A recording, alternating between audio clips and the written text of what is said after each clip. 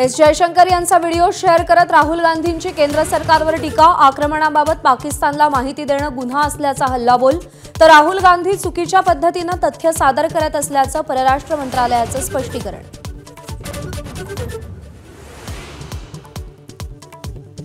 Operation सिंदूरची यशोगाथा जगाला सांगण्यासाठी 7 शिष्टमंडळांची घोषणा। 59 सदस्यांची यादी जाहीर। 51 खासदार नेते आणि 8 राजदूतांचा समावेश। घाईघाईनं शिष्टमंडळ पाठवण्याची गरज नव्हती, खासदार संजय राऊतांचं वक्तव्य। तर काश्मीर प्रश्नाचं आंतरराष्ट्रीयीकरण होत असल्याचाही आरोप।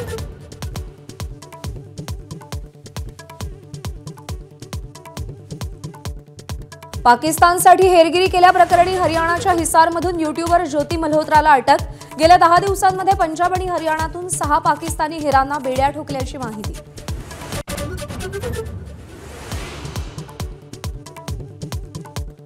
भारतीय सैन्याला सलाम करण्यासाठी नागपूरमध्ये आज 2 तिरंगा रॅली। सावनेरमधील खापरखेडामध्ये मुख्यमंत्री फडणवीस सहभागी। तर शहीद चौकातील यात्रेमध्ये बावनकुळेंचा सहभाग।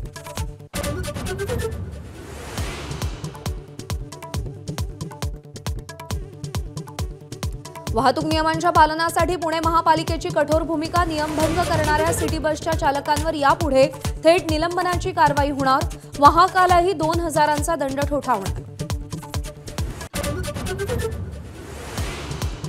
सोलापूरमध्ये एमआयडीसीमध्ये कारखान्याला लागलेली आग 7 तासानंतरही भडकलेलीच।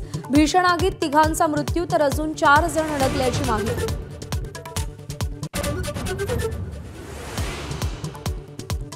पुढच्या आठवड्यापासून महाराष्ट्रात जोरदार पावसाचा इशारा। अरबी समुद्रात कमी दाबाचं क्षेत्र तयार होणार। महाराष्ट्रामध्ये 19 मे ते 25 मे दरम्यान पावसाचा जोर वाढण्याचा अंदाज।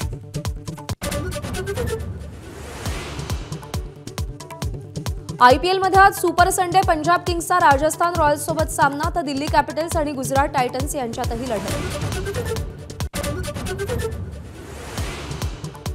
बुलढाण्यातील लोणारमधील प्राचीन दैत्यसुदन मंदिरामध्ये किरणोत्सव। भगवान विष्णूंच्या चरणी सूर्यकिरणांचा अभिषेक। खगोल आणि वास्तुशास्त्राचा अनोखा संगम। एबीपी माझा, उघडा डोळे बघा नीट।